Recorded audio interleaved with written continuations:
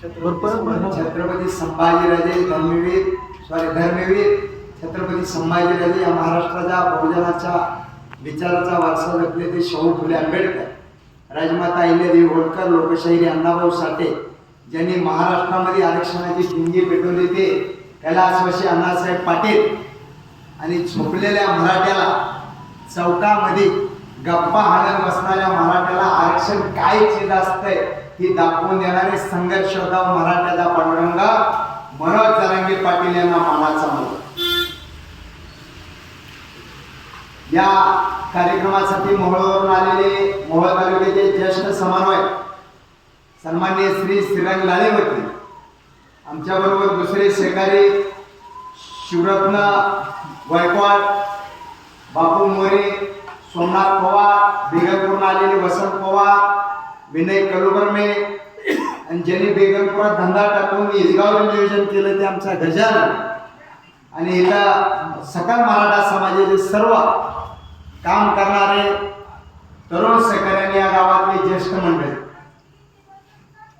ही निवडणूक नाही, आम्ही कुठल्या पुढऱ्याला मत मागा म्हणून आणि टाका म्हणून आलेलो नाही. कारण ह्या इसगावात सकाळी बसल्यावर बघितलं तरी 200-400 लोक असते. ती 400 लोक जरी आली तरी रॅली पार पडते. काय होते सकाळ सकाळ जरी बसले तिथे सोलापुरात जरी बसायला आला तर चालतंय 2 वाजेपर्यंत. ही मराठ्याचा स्वाभिमान आहे. मनोज जरांगे पाटलाच्या एकट्या लेकराला आरक्षण नाही तर तुम्ही इथं बसलेल्याच्या सगळ्याच्या लेकराला आरक्षण जर पाहिजे असेल तर उद्या बायका लेकरा आई बाबा सहित सोलापूरला यावे अशी माझी विनंती आहे तुम्हाला. आपण राजश्री शाहू महाराजांना डॉक्टर बाबासाहेब आंबेडकरांना संविधानामधलं आरक्षण मागतोय. आम्ही कुणाचं आरक्षण काढून द्या म्हणत नाही, आमचं आरक्षण आमच्या मधलं द्या म्हणतोय. कुणबी ही 83 नंबरला जात आहे त्याच्यामधलं आरक्षण मागतोय. काही लोक असा प्रचार करतात की मराठ्याला आरक्षण देऊ नका, काही लोक म्हणतात की मराठ्याला आरक्षण दिलं तर आमचं अस्तित्व संपेल. पण मराठा असा दिलदार आहे की तुम्हाला दिलेली भाकर सुद्धा ही मराठ्याने ही तुमच्या दिलात असलं पाहिजे मित्रांनो. आम्ही कुणाच्या जातीच्या विरोधात नाही, आमच्या नादी लागलं तर आम्ही त्याला गाडल्याशिवाय सोडणार नाही. पण शक्यतो तुम्ही आमचा नाद करू नका. आम्ही छत्रपती शिवाजी महाराजांना पुढे जन्मले, छत्रपती संभाजीराजांना जिवंत वाघाचं दात बनलेल्या जाती जन्माला आम्ही घेणार असावं. आम्ही आरक्षण कशासाठी मागतोय तर आम्हाला 10 एकर जमीन आहे आणि माझ्या पोटाला 4 मुलं आहेत, त्या मुलाला 2.5 एकर जमीन येते आणि त्या मुलाला 2 मुलं झाले त्याला 6.25 एकर जमीन येते. म्हणून आम्ही आरक्षण मागतोय. आमच्या मुलाला नोकरी करायची नाही का, आमच्या मुलाला राज्यकर्त्याच्या चपल्या उचलायच्या का, राज्यकर्त्याच्या छत्रंजा उचलायच्या का. इतर जातीतला अधिकारी होतोय त्याला 55% असले तर तो शासकीय अधिकारी होतोय, कलेक्टर होतोय. मग आमच्या पोराला त्याला कलेक्टरला शरद मारायचा का, त्यासाठी आरक्षण मागतोय. 50% आपलं काय आरक्षण पाहिजे त्याची वस्तुस्थिती सांगतो मित्रांनो. 10% आरक्षण दिलं ते बोगस आरक्षण आहे. कारण ही 10% आरक्षण जाहीर करायच्या अगोदर तिथं चॅलेंज केला सदावर्ती सारख्या गाढवाचं दूध देणारा वकिलाने चॅलेंज केलं आपल्या आरक्षणाला. म्हणून 50% आतलं आरक्षण पाहिजे. आरक्षण ही आज नाही तर आपली मागणी अण्णासाहेब पाटलापासून आहे. पण त्याचा उठावा या महाराष्ट्रातल्या साखर सम्राटाने आमदारांनी खासदारांनी यांनी फक्त आपला राज्यकर्त्याचा मतासाठी वापर केलेला. आम्ही कोणाला म्हणलं का लोकसभेला मत टाका, सकल मराठा समाज सोलापूरनं कधी असं पत्र काढलं का ह्याला पाडलं तर आता इथनं पुढं मराठ्याला मत 1 मत असू द्या त्याला पुढारी वाकूनच रामराम करणार. ती फक्त तुमच्या मताची किंमत मनोज जरांगे पाटलांना दाखवून दिलेली आहे आणि त्याची किंमत तुम्हाला आता कायम द्यायची असेल तर उद्या 11 वाजता सगळे न्यायचा. इथं मतभेद असू द्या काही असू द्या, कोण कुठल्या पार्टीचा घेणं नाही, मी कुठल्या पार्टीचा नाही. मी इथे आलोय, मी जोपर्यंत आरक्षण मराठ्याला मिळत नाही तोपर्यंत ठरवलंय कुठल्या पक्षाच्या टेजवर जाणार नाही. मला लय खुजली राजकारणाची पण मी सगळं सोडून दिले. का दिलंय तर या जिल्ह्यामध्ये या महाराष्ट्रामध्ये मराठ्याचा स्वाभिमानी नेतृत्व करणारा माणूस फक्त मनोज जरांगे पाटील आहे. कुठला आहे मराठ्याचा आमदार किती आहेत? 288 मधले 188 आमदार आपला आहे. 48 खासदारांमधले 36 खासदार मराठ्याचे आहेत. विधान परिषदचा आमदार आपला आहे. राज्यसभेचा खासदार आपला आहे. पण एक सुद्धा पाटलाचा म्हणत नाही की 50% आतलं ओबीसीचं आरक्षण द्या. यांना माहित आहे की 50% आतलं जर आरक्षण दिलं तर वाघाच्या गळ्यात तलवार बांधल्यासारखी होईल. त्यांना वाटते वाघ झोपलेला आहे. वाघ शिकार करणारा कधीच वाघ हराय खाणार नाही. वाघ ही हरणाची शिकार करणार आणि ती वाघ उद्या आपल्याला सोलापूरला. मनोज जरांगे पाटलाची परिस्थिती तुम्हाला सांगतो. आज ही त्यांची मंडळी कामाला जाते. मित्रांनो, तुम्ही डोक्यातनं काढून टाका. 20-20 लाखाच्या गाडीत मनोज जरांगे पाटील फिरते असं तुमचा गैरसमज आहे. त्या भागातल्या 132 गावातली लोक खर्च करते. ते साधं उदाहरण आहे. त्यांच्या मुलीला सहलीला न्यायचं होतं तर तिथली लोक म्हणली, पाटील म्हणते ती त्यांना, पाटील आम्ही पैसे भरतो. तर पाटलानं सांगितलं तिच्या आईनं जर पैसे दिले तरच तिला सहलीला न्या, नाहीतर नेऊ नका. ही पाटलाचा स्वाभिमान आहे. जर माणूस एखादा एवढा प्रामाणिक आपल्याला ह्याच्यानंतर कोण मिळणार नाही. 200 कोटीची ऑफर होती.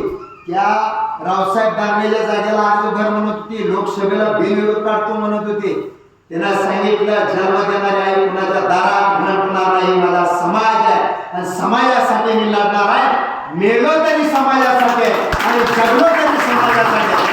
म्हणून इसगाव हे नॅशनल हायवेचं गाव आहे. तिथं बेगमपुरात घडाच्या अगोदर इसगावात मिळते. त्यामुळं तुम्ही सगळ्यांनी जास्तीत जास्त लोकांनी यायचं. आता ठीक आहे, लोक काय कमी नाहीत, भरपूर आहेत लोक. आणि तुम्ही सगळा त्रास सहन केलेला आहे. तुम्हाला आजपासून त्रास झालेला आहे. पण इथनं पुढं मराठ्याला डवचायचं नाही. आता मराठ्याला डवचायचं, तलवारीनं काट्यानं कोराड्यानं बांधणं बंद करायचे. काय झाले, आपण 10 लाख खर्चाचं दुसऱ्याला सरपंच करायचं, डाळचा घोडा उडवून घ्यायची पद्धत आता मराठ्यानं बंद केली आहे. आणि ही पद्धत जरांगे पाटलानं पाडलेली आहे. तुम्ही आता इथनं पुढं मराठा म्हणून एखादा जर क्रॉस चालला त्याला समजावून सांगण्यापेक्षा त्याला रस्ता मोकळा करू द्या. लय अतिशय असला तर जाईल पुढं, आपण हळूहळू जाऊ. पण उद्याच्या 7 तारखेला सगळ्यांनी एकत्र यायचं. कुणी म्हणायचं नाही काँग्रेसचा आहे मी भाजप. ठीक आहे, तू भाजपचा जीपी नड्डा मेल्यानंतर तुझ्या बापाचं नाव नको दे, आम्हाला काय घेणं देणं आहे. पण उद्या तुझी बायको तिथं सगळ्यांना हजर राहायला पाहिजे. आपल्या मरे चौकीच्या त्या मोकळ्या मैदानात व्यवस्था केलेली आहे. मोटरसायकलवर निघा, 4 चाकी गाडीत निघा, स्टिकर दिले तुमच्याकडे. काल स्टिकर पोच केले. कुणीही राहायचं नाही. आणि सगळ्यांनी इथं सगळं पुढे येतं. माझी विनंती आहे सगळ्या घरातल्या तिथं मी नावं काय सगळे, तुम्ही पहिल्या बायका बाहेर काढा, नाहीतर गरीबाच्या काढताना तुमच्या घरात होता. तुमची सुद्धा चर्मान, तुमच्या सुद्धा मुलाला आरक्षण पाहिजे. तुम्ही नवरा बायको आलं पाहिजे. तर हे आरक्षण आहे. निकट तुम्ही एकट्याने येऊन चालत नाही. आपला मोर्चा हा मराठ्याचा आहे. आणि दुसरी एक माझी विनंती आहे, जर एखादा लय गुरगुर करायला लागला काय, आता ह्याच्यात काय होणार आहे, दुसरी मध्ये घुसणार आहे की झेंडा आपलं टाकून आणि आपलीच पाकिट आणणार आहे. लय वळवळ करायला तर त्याचा व्हिडिओ काढा आणि फेसबुकला टाका, ती कळू द्या. त्यात खबरल्या ह्याला कुठल्या गावात ओळखलं. आपला असला लय नाचवाला आला तर त्याचं कोंबडीसारखं पाय मुरगाळू आणि दुसऱ्याचं असलं तर त्याचं मुडकं मुरगाळून टाकू. ती सुद्धा आपली तयारी, काय अडचण नाही. कारण पाटलांना तर सांगितलं कोण घाण करायला आलं, सरकारला सुद्धा आम्ही मुरगाळायला बसलो. आम्ही कोणाची सुद्धा कदर करणार नाही. आता ती छगन भुजबळ येडा आपल्या विरोधात यात्रा काढते, त्याच्यासमोर दुसरी येडी यात्रा काढते. आता ही सांगोल तालुक्यातलं येडा आले, अरे तुला लोकसभेत उभं राहिलं, तुझ्या बायकोमध्ये नाही, तू मराठ्याच्या विरोधात लढा लागला, येडा झाला आहे. तुझा मेंदू गुडघ्यात आहे रे हाते. तुझ्याकडे बघितलं तर असं वाटतंय तिथं मसुबाला भोकाड पडलेलं वाटतंय तुला. आणि तू मराठा नाही. अरे मराठा दिवसा बोकड एका हक्क घडप करते, सकाळी का आपल्याला संध्याकाळी भोगून येत नाही. आणि त्या मराठ्या नादी लागलाय तुम्ही. माझी विनंती आहे, ओबीसीचं ज्यांना नेतृत्व, आमचा धनगर समाजाला अजिबात विरोध नाही. धनगर समाजाचं आरक्षण एसटी मध्ये, एसटी म्हणजे केंद्र सरकारचा अधिकार आहे. आणि 50% ओबीसीचं आरक्षण मंडल आयोग लागू केलेलं राजश्री शाहू महाराजांच्या घटनेतलं विश्वरत्न डॉक्टर बाबासाहेब आंबेडकरांना लिहिलेल्या घटनेचं आरक्षण आम्ही मागतोय. आम्ही कुणाचं सुद्धा काढून घेणार नाही, पण आमचं कुणाला देणार नाही. ती सगळी उठले ते ओबीसीचं आरक्षण मराठा आला तर लय अडचणी त्यात. अरे येऊ दे ना, मराठ्याच्या या वडदेगाव तुमच्या कडेला शिवला गावात 50 वर्ष झाले त्या गावात पोलीस अधिकारी नव्हता. अख्खं गाव कुंभीमध्ये बसलं. त्यांनी पहिला झरांगे पाटलाला फोटो लावला तर ती गाव म्हणलं की आम्ही जे पोलीस खातं बघितलंय ते फक्त झरांगे पाटलांमुळे बघितलं. आणि त्या गावातली सगळी लोक बाहेर पडली त्या दिवशी सभेला. तर त्या गावात वारकरी संप्रदाय गाव आहे, पण ती पोरग उस्मानाबाद मध्ये कुणबीमध्ये 18 जागा होत्या, त्याच्यातली 16 पोरं ही मराठ्याची कुणबीमुळे बसली. तर ती कुणामुळे बसली तर मनोज जरांगे पाटलामुळे बसली. आतापर्यंत महाराष्ट्राचं सगळं मुख्यमंत्री झालं. शरद पवारपासून विलासराव पर्यंत झाले, विलासरावपासून एकनाथ शिंदे पर्यंत झालं. ही म्हणते ते आम्ही सरकारनं नोंदी दिल्या. येडा झाला झोपीत होता आतापर्यंत. ही नोंदी काढायला लावल्या मनोज जरांगे पाटलांना. अरे 40 किलोचा आवाज राज्यकर्त्याच्या बोकांडे बसल्यानंतर काय चीज असतंय ती मनोज जरांगे पाटलांना दाखवून दिलंय. तुम्हाला माझी विनंती आहे गावच्या लोकांना, आतापर्यंत काय झालं असेल मागं मला काय त्याच्याशी देणं नाही. मतभेद कुणाची कोणी काढायचं नाही. ज्याच्या त्याच्या परीनं सगळ्यांनी उद्या सकाळी 9 वाजता इथनं निघायचं शांततेत. मोटरसायकल असू द्या, 4 चाकी असू द्या, कुणाला गाडी मिळत नाही त्याला गाडीत घ्या. ज्याला जमीन नाही, ज्याला जमीन अडविते त्याला आपण खांद्यावर घेऊ, आणि जिथं पाणी अडवा येते त्याला ती खांद्यावर घे. असं मिळून आपण ही संघर्ष यात्रा पूर्ण करायची आहे. मनोज जरांगे पाटलाची छाती टोकपणे या पश्चिम महाराष्ट्रामध्ये सोलापूर जिल्ह्यात असं जंगी स्वागत करायचं आहे. जी ओबीसीची लोक आहेत ज्यांनी विरोध केला त्यानं फक्त 10 ते 15 दिवस त्याच्या बायकोचं तोंड बघितलं नाही पाहिजे.